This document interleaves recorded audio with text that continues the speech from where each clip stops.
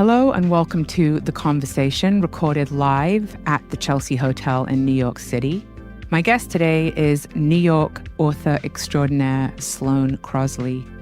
This episode is focused on her brand new book called Grief is for People. Please be warned that this episode includes talk of suicide. I was going to wait till after to tell you something, but I have to just tell you something right now. Tell me. I interviewed your husband. Do you know this? I do. Oh, forget it. I do. But tell me, how did it go? It went well. Yeah, for a spin. spin. Yeah. Oh, okay, forget it. You don't think that I know every single person that female that my husband has sat in a room with? We are at the Chelsea Hotel, which is so quintessentially New York, as are you. But we just had a very un-New York thing, which is New York just had a 4.7 earthquake. Of course, I had the most New York reaction to it, though, which is to assume it was like construction that had been like illegal and not zoned and started too early, and they had drilled underneath my building, and I was like, what now?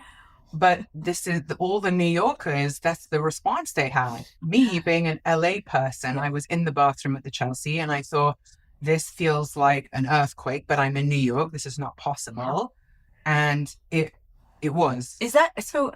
I did actually give me a little bit of a sort of appreciation or respect for what a real one might be like, because I've never been in LA and experienced a real one. I've missed them, and I thought, I think if you have the association, you can fill in the picture. I can't. Right. So I think construction. You think I know what it's like. Yes. 4 times as strong. Yes. And my immediate thought is, where do I go? Where is the doorway or the basement?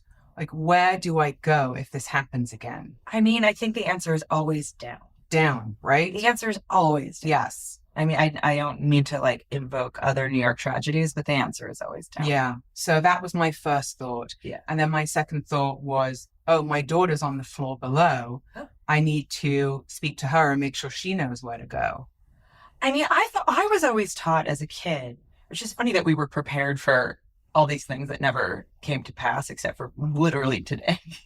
We were like, oh, this is what happens if someone puts razor blades in your candy or like pulls you over in a white van. So like, none of this is happening. But we were always taught that you're supposed to stand in a doorway. Yes. Is that, that's literally the extent though. Or basements. Doorways or basements, because the structure of the doorway it's reinforced and it's weight bearing. So if anything comes, it'll fall around you. Yes. But a basement, that's a really cruel thing to do to Californians who, on the whole, do not have basements. We don't. We have crawl spaces. You're like, find the basement. Good luck. Yeah, I know. We have crawl spaces. We have crawl spaces. I just hope there's not another one during our interview. I hope not, too. But this time now that I know what it is, I'm closer without actually having, I don't mean to have like stolen valor here, but I'm closer to your experience of fear. Right. I had no fear this morning. It was pure annoyance. Isn't that so interesting? That, like, because there had been construction, I woke up at 8 o'clock to drilling, and they're like resurfacing the brick in the window. And you had no frame of reference. No frame of reference. And I thought, I was annoyed. Also, sometimes because of where I live, you can sort of feel the 2-3 subway. So I thought it was some combination of these things happening at once. But now you have a sense memory. And this could happen. A little sense memory. So if it happens, we'll have to just... Not like a San Franciscan sense memory. Just like a little bit. Right. But it could happen, and let's just hope you make it through this. Okay. So let's start with these questions, which is, what is one big way you have changed for the better? I think I write the script less for other people. I think when I was younger... And maybe it's part of being a writer, part of, creating characters. I think it's actually sort of cowardly to blame it on that. I think more it's just neuroses and fear. Yeah, I was going to say. I was like, you're like, I'm not a writer. Yeah, I can guess what other people are going to say. And I just feel like I was not taking other people as much for who they are and what they were telling me. And I was more thinking, you're this kind of person. You're this kind of person. I mean this in relationships mostly. Projecting who you think they are onto them. Yes. And they're being really bummed that they're not that person. Yes. And then becoming disappointed. So it's not, it's not necessary. It's not like I wasn't listening, but I just wanted people to be a certain way and then would become disappointed when they weren't. But so it's not to say that I have lowered expectations for people, but I think what I do is just sort of take them as they are a lot more easily than I than I used to. That is a really wonderful skill to learn. Yeah. It's lots of therapy. And it's less disappointing. It's less disappointing, but again, it's like dangerous to say, but it's different than lowered expectations. It's more, why don't you wait and see? And it's reality. Because my behavior isn't so nuts. Right. Yes. You know? Yes, absolutely. Because I'm not bouncing off of something that doesn't exist. I completely relate to that. Yeah. What aspect of your emotional life would you like to grow in? I would like to become more patient, I suppose. But I don't know. What aspect? Gosh, I'm such a Leo or egomaniac that I'm like, what do you mean? I think maybe being patient with people and not letting things that upset me or that irritate me go straight down to the root system. Your emotional response to things. Exactly. I'd like it to be a little more patient, a little more calm. Less reactive. Yes, without actually going on Lexapro. Yeah. Oh my God. But I wonder if I can just work at it myself a little bit, not going on Lexapro. I just feel like for myself, I don't think it's a drug issue. I think it's like just learning how to be a better person. If you ask me this question, I would say the same thing as you. Really? Yeah, I would say being less emotionally reactive and not getting emotionally dysregulated. Yes. And I've learned how to not let other people know that's how I feel most of the time. But my internal response is still that I want to let rip. Yes. And I'm exhausted by that. But I think that's what's hard is when you're younger, it becomes so tied with your personality and it becomes sort of like an arrow in your quiver that you're this, I mean, not hot-headed, but that you're this emotional person, right? You're a fiery person, that you give a damn, that you know, and that you're creative, especially creative. Right. There's this sort of cliche passionate passionate person that you don't just want to be this sort of mute, kind of disaffected person. And so that your behavior sort of ties in with like, you're like, oh, I'm going to kill this. Exactly. You know? Yeah. But then it's less cute when you grow up.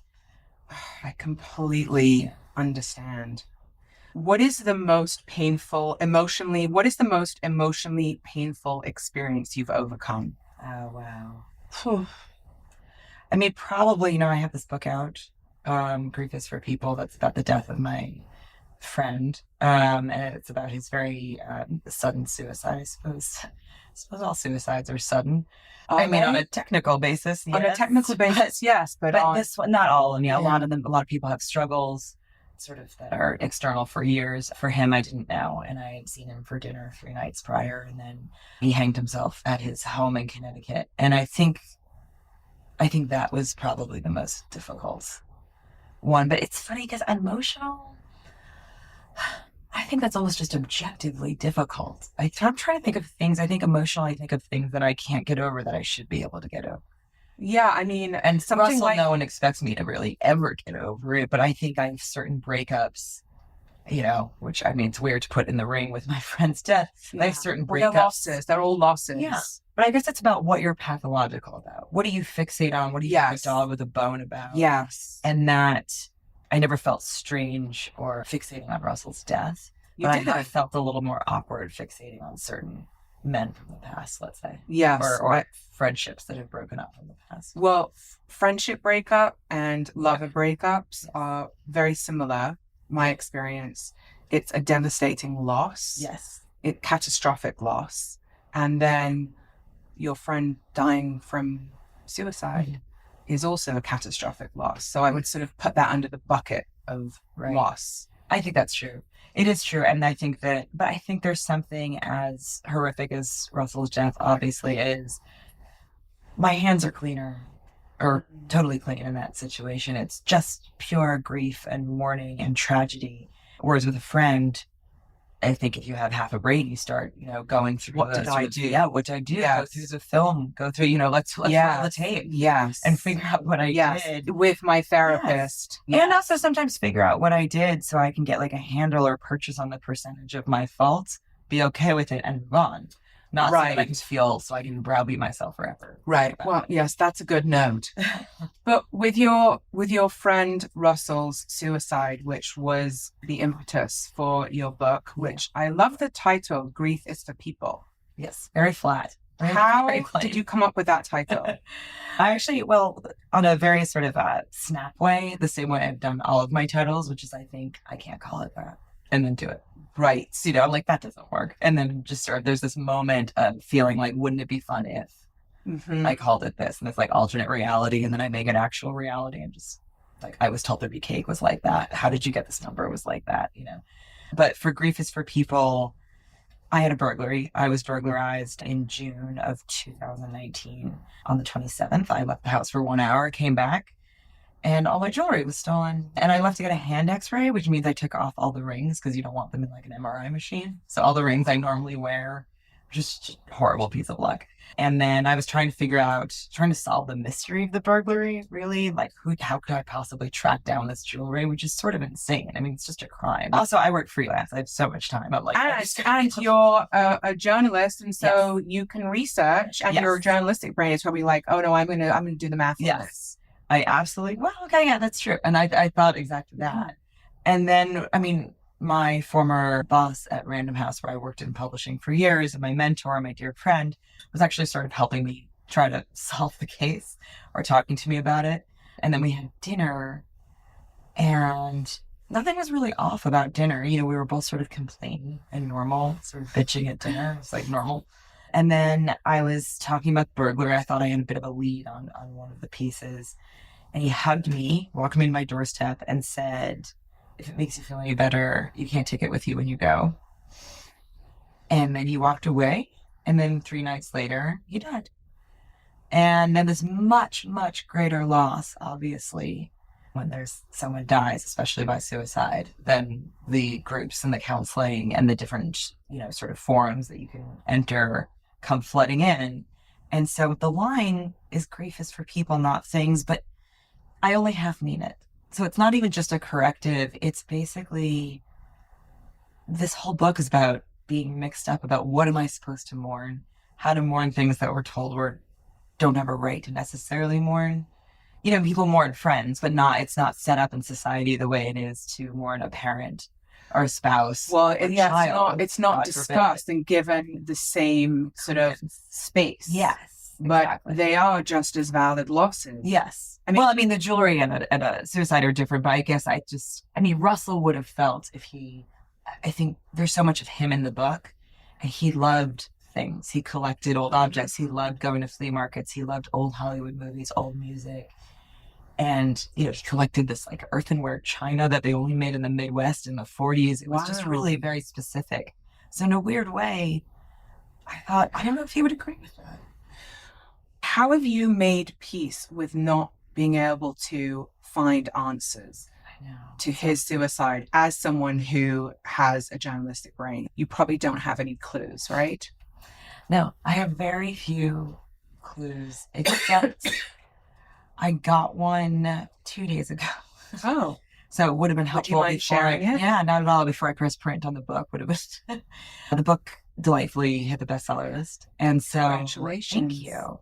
And so my publishing house had a very sweet little champagne toast. Not to be disparaging towards them, a Prosecco toast. And so we're all standing around, and there was this young woman who looked about 27 maybe. And she said, oh, it's a different publishing house than he worked for, than I'm published by. And she goes, oh, I used to work for him. And I'm like, God, how old were you? And she's like, I just graduated. I was an assistant. She's like, I saw him on Friday. And I was like, what Friday? And he died on a Saturday night. And I was like, oh, this Friday. She's like, yeah, we were both working late. And he walked by my desk, my little cubicle. And he said, your cubicle's really empty. You should have plants. And he had this like collection of plants, like, in his office. And he just gave her a bunch of plants to decorate her desk. Wow. And she goes, isn't that sweet? And I'm like, okay. He was giving things away. Yes, He was rehoming his plants. Yes. So that was at least 24 hours before. And I'm sure that he was thinking about it on and off for longer. But in terms of the decision to really do it, that kind of calm, I didn't know how long. I speculate in the book. I'm like, it's hard to know when a suicide begins. Is it an hour before? With your friend, you didn't have any insight, right? There were no prior attempts. I mean, Was there anyone close to him that had, other than you, that said, oh, he had said this, or he, what was there any? yes, there's definitely coworkers and his partner, who, you know, I'm in touch with. And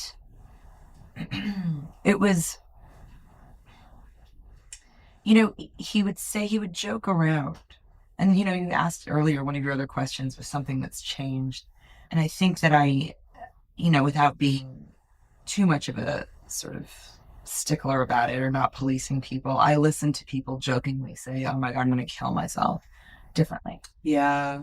And it doesn't offend me at all. I'm just more, you know, concerned. Yeah. I just sort of hear it a little bit differently, because Russell is someone who used to walk around being like, oh, I'd rather kill myself than go to Times Square. I'd rather kill, you know. And the thing is, it's like, you know, he's a very funny man. Mm-hmm. And the book has a lot of humor because it's half him. Mm-hmm. And so, yeah, you don't think about that when someone says something like that. And I've said stuff, you know, I think I'd use the phrase enough rope to hang myself between when Russell died and this moment. Right. I worry about offending people all the time. And I'm one of the people who's been affected by this. Yeah. Because it's so different for everybody. But he didn't have, it wasn't like other people knew some big secret about his desire to do this. I think it's really important what you just said, which is that grief is different for everybody. Yeah, it's like a perfume. That is a great line. Yeah. Right, you know that. You do. Yeah, I know you do. I know. Anyway, it is. It really is. And I think that is what is so difficult about it, is that there isn't one size fits all. Yeah. You know, my dad died 18 months ago, and that's when I became very interested in death and all different versions of death. And as long as I've been interviewing people, I ask people what their relationship is to loss, because I'm so curious how people manage loss. It's like the thing I fear the most. And of course, that is, life has presented me with so many opportunities to experience it and navigate it. But grief has been the sort of center focal point and experience for the last 2.5 years for me. And so when I saw your book and I saw the title, I was like, oh my God, I must read this. Then I saw that you wrote it. And I just think it's, you know, discussing grief. Everybody has a relationship to grief and loss, you know? But did you go to any support groups? Well, no, physically? Like virtually or anything? Virtually, I did a little bit. Also, I'm very sorry about your father. Thank you. I mean, I think it's also, I mean, I'll answer your question, but it seems like it must be so strange to do this job and feel like you have this sort of wealth of answers to choose from. And I don't know if it's okay to turn around, but did you find any of them applicable? Like, is there any like thing that you found like, oh, that interview with so-and-so really? Yes. I would say that I've taken little bits from many different people. I would say that I have found the need to get a lot of outside help. I've, you know, got great therapists, and I've read a lot of books, and I've talked to so many people. I have had many conversations about grief and loss. I mean, it's, and I'm working on a series about death, actually, because it's all I'm interested in. It's all your, well, I think the thing is, it's like, but it's so funny. I always feel like, you know, there's so many cliches in this world, you know, like, oh, the only way out is through, or you can't judge a book by its cover. Yeah. And stuff. And I always feel like my sort of joke or my sort of loose observation. I mean, but here's the other thing. There is humor in, and I love that you've got aspects of that, because there are things that you're like, I cannot believe this is happening. And you sort of have to laugh. It's sort of ridiculous. Well, you can't believe it's happened to you. I think we learn so many of the cliches, so much of what we need to know, the tools or the expressions that we need to know. We learn in like 3rd grade. Yeah. And then you spend the rest of your life being like, oh, that's really true, huh? Mm-hmm. Like, oh, that's really true about loss. That's really true about relationships. That's really true about my job, about religion, whatever it is. I'm like, huh, okay. What was the most surprising thing for you, do you think? To learn? Yeah. I think I was surprised to not be angry.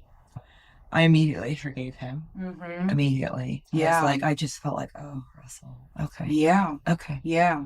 Just because there's something sort of undermining or strange to presume that, like, I know better. Right. Suicide is always referred to as a permanent solution to a temporary problem. Yeah. I'm not arguing that it's permanent. Right. It is. Right. I am arguing that it's temporary. That, Mm. not everybody is built to, I'm not encouraging this. I'm just saying not everybody is built. You don't know what someone else is struggling with. You have no idea what goes behind closed doors, which is normally an expression that's applied to couples, but it's also applied to like the closed doors of one person. And that is such a valuable reminder for a world that is so highly curated, and for people to assume based on what someone is either publicly sharing or even what they're personally sharing. We just don't know. Yes. You know? And this is someone who worked in publicity. Right. I mean, his whole job was to promote other authors. His job, but so if you look at sort of at the underpinnings of that, it's impressions, it's how to spin something, it's a pitch letter. Yes. And it's a pitch letter that's on behalf of not something, sort of goofy or vapid. It's literature. He never left a letter. No. Oh, did he write a letter? Yeah. Most people don't. That's a common misconception, a note. Yeah. There's not a lot of notes. I mean, sometimes people do, but no, he didn't leave a note. He basically went to dinner on a Saturday night with his neighbor and his partner. He came back. His partner was on the porch reading. He walked the dogs that he adored, these two giant sort of husky mixed dogs, went into the living room, turned on the television. So I think his partner would hear the television, walked across the yard and walked into the barn where like nobody really went.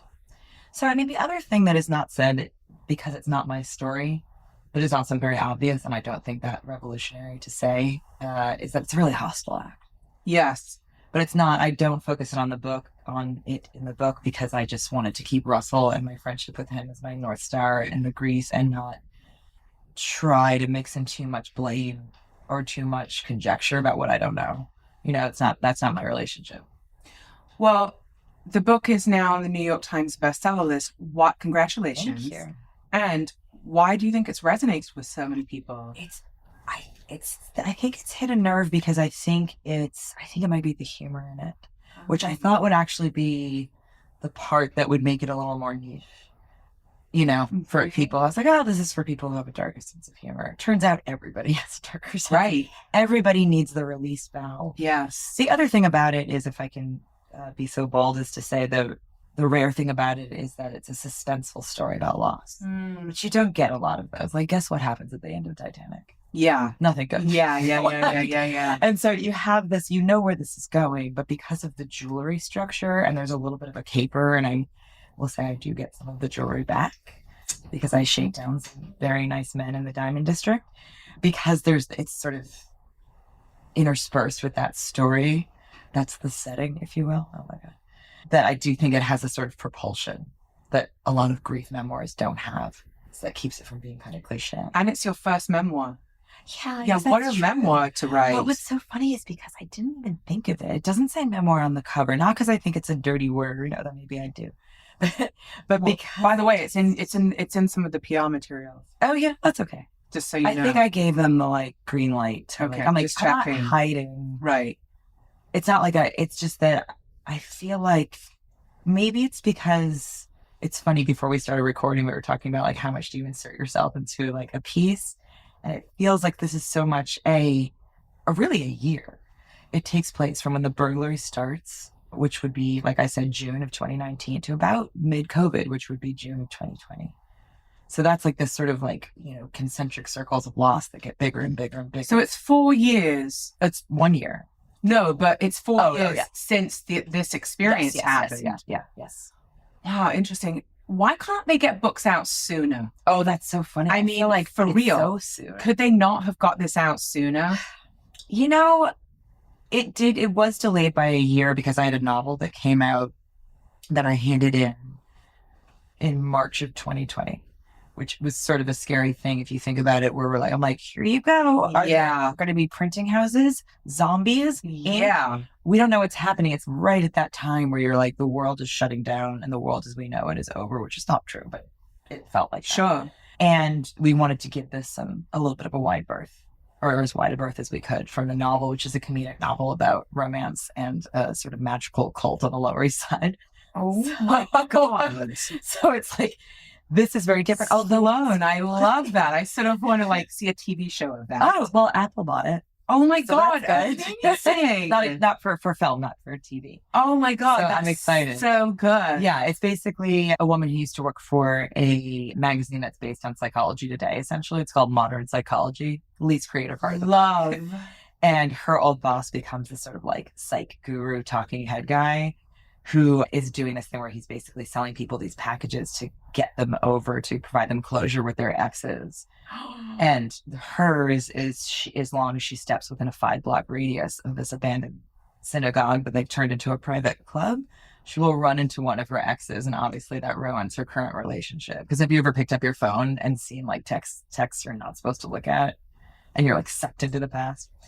Right. So that is a little bit different. The only thing that's kind of funny and weird thing, only the Boston Globe, which makes me think I guess I can't talk shit about Boston ever again, but the Boston Globe picked up on something that I hadn't fully understood, which is always interesting. Every once in a while, a review can do that. Interesting. Which was what? Well, the real love story in the novel, as much as there are all these men that she's dated and, you know, her current fiance, and she has these great friendships, is between her and her former boss, who starts this weird cult, and their dynamic. And he's straight, and it's, you know, and so is she in the book, and Russell was gay, so it's not a real one. Like, there's a lot of flirtation and stuff like that that did not happen. This is in Greece, is for people. Sorry, no, this is in Cult Classic, which is the name of the novel. So he was a character in that book I think too. he was. You think he was? I think he was. I think that there's something in the dynamic where, even though it's supposed to be a love story with her sort of peers, you know, and these men that she's dated, I think that the banter between the two of them kind of trounces everything else in the book. So you would agree with that? I would, and then I don't really want to spoil the novel, but I will say that actually, wait, it's at the beginning of the novel. I forgot that I say what's going to happen, and then I go forth. He doesn't live. He dies. Wow, that's odd, isn't it? Yes. And I hadn't noticed. I just hadn't. It's sometimes you can't see the forest through the trees. I'm just a jar of cliches right now, but yes, wow. I just feel like, yeah, he dies. How does he die? He dies in a freak accident. Wow. Yeah. Interesting. Yeah. So he doesn't die by suicide. Okay. At least we have that going for us. But he dies. He dies. And I think it's a weird way that it's a testament to the strength of that relationship, where I just couldn't figure out how to end it. Otherwise, why would these two people not be together? And it also speaks to the kind of the non-traditional love relationships. Yeah. Because I do think you can have soulmates, which again is such a cheesy cliche word, but like you can. It's okay, I started. Well, yeah, I'm going to hold you accountable for opening that door. Sorry. It sort of speaks to those relationships, you know, which are really unconventional. They defy traditional concepts and boundaries, and they exist in very real terms. Well, especially now. I mean, I think what's weird is that the world should. Maybe you were asking before about why I think the book has hit a nerve or with people, and I think it's because we have not caught up in terms of how we assign like importance, or the sort of, you know, like pecking order of loss and emotion. It's like, oh, well, it's your mother. That must be terrible. And obviously, yes, if you have the death of a parent. But not if you're not close to your mother. You might it's like an untethering where you're walking around with like half your DNA missing. That's how I describe it. Yeah, but if you're not close with the person,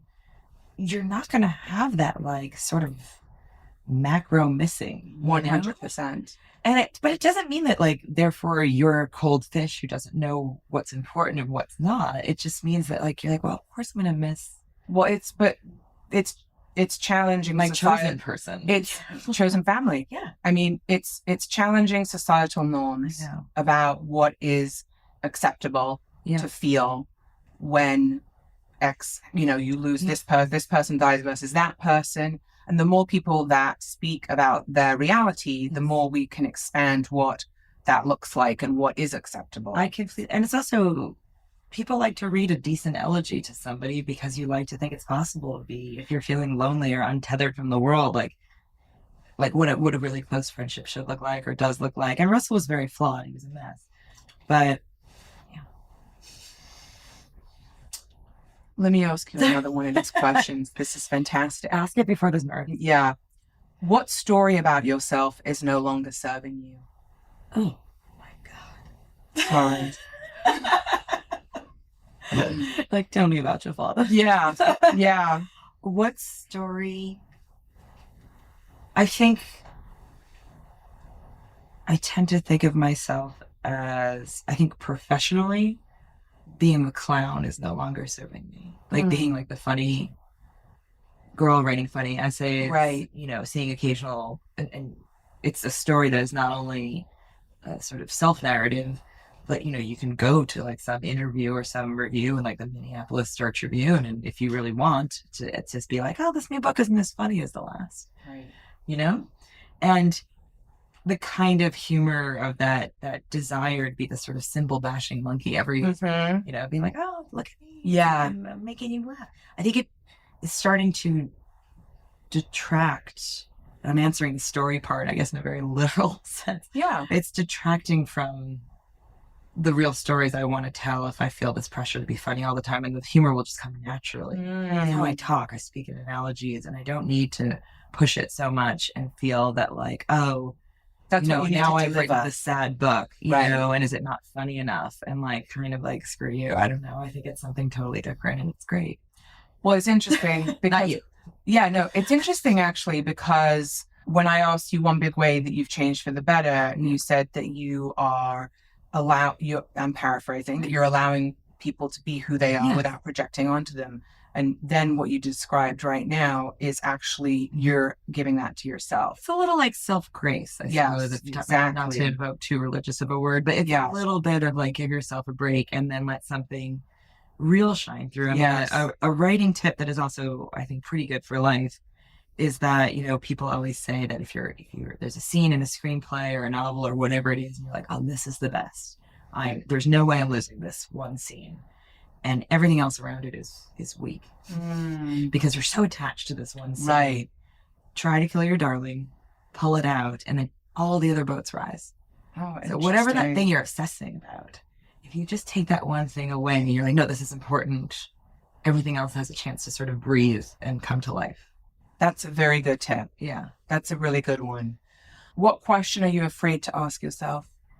I mean, because we've been talking about the book, the first thing that comes to mind is related to it. And that is, sometimes I wonder but I wonder about it. I don't know if I'm afraid of it because I write it, So does that count? Like when people say, oh, I have a guilty pleasure, and then it just comes it rolls off the tongue. I'm like, well, not that guilty. Right, right. But I do feel genuinely sometimes, I think, or wasn't I really that close? I'm like afraid to like, because I think we live in a culture where people they insert themselves, especially if like a celebrity dies or anyone. It's like, but that's more of a tribute. I think when a celebrity dies, it's like, oh, here's me, with like shaking Billy Joel's hand when I was 9. Right. Billy Joel's not dead. Yeah. The cheap seats in the back. Yeah. But you know what I mean? That thing is more of how important that person was culturally. But if it's a non-famous person, I guess there's this like jockeying for closeness to that tragedy. And I worry that even though I wrote this whole book, I'm like, was it real? Even though I wrote this whole book saying, yes, it was real. And yes, these relationships are important, but maybe that just bolsters why it's important that I write the book, is because it's something even I still struggle with. And it was important to you. Yes. It was important to you. Yes. And I know what you're talking about. I spoke with someone who told me about kind of death groupies, people who are drawn towards tragedy junkies. Yes. People who, when someone dies, they're up in there, they want to be associated with, they want to be seen to be showing up and supporting and all of that. Did your friend say why? She didn't, but her child died, and she was sharing with me stories. And one of the things that was significant was how she noted the people who showed up with force in the immediate aftermath and wanted to be a part of that grief and that sadness, and then, disappeared basically. I think they're bringing their own. They must have something that's close to the surface in them. That is not, again, you can have a lot of sort of melancholy close to the surface without being suicidal. But something that's close to the surface in them that is just like, it's almost restful for them. I think, honestly, it's the one thing that most people are absolutely terrified of. And so there's a sick kind of curiosity. It's almost like scintillating for them. Yes. It's almost like an adrenaline hit to go that close to something that they're absolutely terrified of in a safe way. Oh, because it's happened to you, not me. I mean, I without ruining grief is for people, I at a certain point do that towards the end, and like physically, not, nothing death defying, but I describe wanting to do this activity because I think, well, I want to see a little bit of what you saw, some sort of adrenaline kind of rush, which is not, it's sort of misread on the whole thing. But it's also human. That's the thing, is like, there's so much shrouded in mystery around death, especially in the West, right? We're so like puritanical. We have celebrations for baby showers, for weddings, but we have funerals for death, and we shove people who are sick into homes so we don't have to see them, right? In Eastern culture, the whole town gets together and goes to the cremation, and there's dancing and there's music and there's celebration and feasts, and the West is like, oh, death. We hate it. We're terror. It is the ultimate fear. I think sometimes I feel like the way America behaves like a large child, because it is. Like in terms of like, we're like, oh, you've got a few real singers, Sloane. But now we're like teenagers, but we're like sullen teenagers. Yeah. And a teenager has no sense of their own mortality. Oh, I know. I hate two of them. Yeah. Well, you're like, please don't, turn the headlights off and just start driving. Please don't, and like, or go out late at night with wearing that, knowing this, no sense. And I feel like we're like that as a country. And I think that is like, again, not going to happen to us. Which is why I think your book is so great, because it has really addressed a subject which is so important, but in a way that isn't sort of medicinal. Oh, I hope so. I mean, it's not a self-help book. I mean, people get help out of it. That's great. But I ended up reading a bunch of self-help books where I even speak about it in the book, where I say, some are sent to me by, heartless, meaningless algorithms to well-meaning people who purchase them. And I didn't intend on reading any of them, but they all got read. And I was like, this is, I'm not, it sounds so egotistical. I'm not someone who could be like confused with identifying a marketplace. Right. Where I'm like, people really need something that's somewhere in between this and that. Like Kant and Durkheim and Joan Didion and like How to Be a Butterfly, like. Right. Yeah. But I do feel like somehow I think my book does land. I do, in a very cheesy way, kind of wish something like this was here for me. Not that there's great books, Truth and Beauty by Ann Patchett. There's great tributes to friendship, but maybe the humor in it, I don't know. But it's a hybrid of all the influences and the resources and your experiences kind of wrapped into one. Well, the hope with anything is that, in this case, you write sort of for yourself. Not too much for yourself, because that's how you get like a 10-page description of an oak tree that no one needs to read. Right. Not too much. Just you gotta have some sense of an audience, but you write for yourself. And then I wrote this sort of elegy, or this story about Russell and loss in general. There's loss. There's a lot about a tribute to New York in the early aughts and COVID and the jewelry and all sorts of different kinds of loss, sort of hence the title. And like, you just think and you hope, you're like, I cannot be alone. Well, you're not. That's why it's on the New York Times bestseller list. Okay, what's the best cake you've ever eaten? Wait, does everybody get that question or is that for me? I am a big cake person. Me too. I love cake. Man, okay. I actually kind of have an answer to this, but I don't know the name of it. So when Momofuku first opened, and when they first started doing their desserts, I think it's Christina Tossi who did like the milk bar desserts. She did this cake that I don't think they make anymore. It was this like tiered sort of chocolate ganache crunchy thing that was like chocolatey and vanilla and like crumbles, but not too rich. And at some point, it was so elaborate. It was not the crack pie or whatever they make or or whatever they sell now. At some point, she gave the recipe. Oprah did some sort of for her magazine, like the best cakes. And I tore it out, and I've never made it, and I laughed so hard because all the other cakes are just normal. They take the recipe part takes up a page. This one is like after the jump, you'll see like 12 of like no one's making this cake, and you can almost feel the like humor. Sloane, I want you to make it. There's no way it would take me a year. You have to go by these like very specific ingredients. But it was such a good cake. I mean, I'm pretty sure this question is meant to trigger some sort of nostalgia about like my childhood. No. It really was the best. No, I completely, whatever it is. It again, it's gone. Oh my God, that is sad. I know. That is sad. What do you think your 80-year-old self would tell you today? Wear a bikini. Probably. Don't be so self-conscious. I think probably the usual stuff. Don't be so affected by outside forces. I mean, I think that also I wish I was sort of doing more, about all the actual, issues. I think when you write or you do something that entertains people, even if it's not something as big as grief, and even if it's helping people, you're sort of doing your part. I'm like, I don't know, gun control, global warming. Like, should I be doing more to like dedicate my life to that? I don't know. My 80-year-old self might question how much sort of TV I watch and cheese I eat. Love the cheese. That's all I got for you. This was excellent. Oh, thank you so much. It's so good to meet you. Thank you so much for listening to that fantastic episode. Please like, subscribe, and all that business. It does really help the podcast. And most importantly, come join me on Substack. Substack is where I'm showing the video of the entire episode that you just listened to. So find me on Substack if you want to dig in a bit deeper to the subjects that we talked about in this episode. See you there.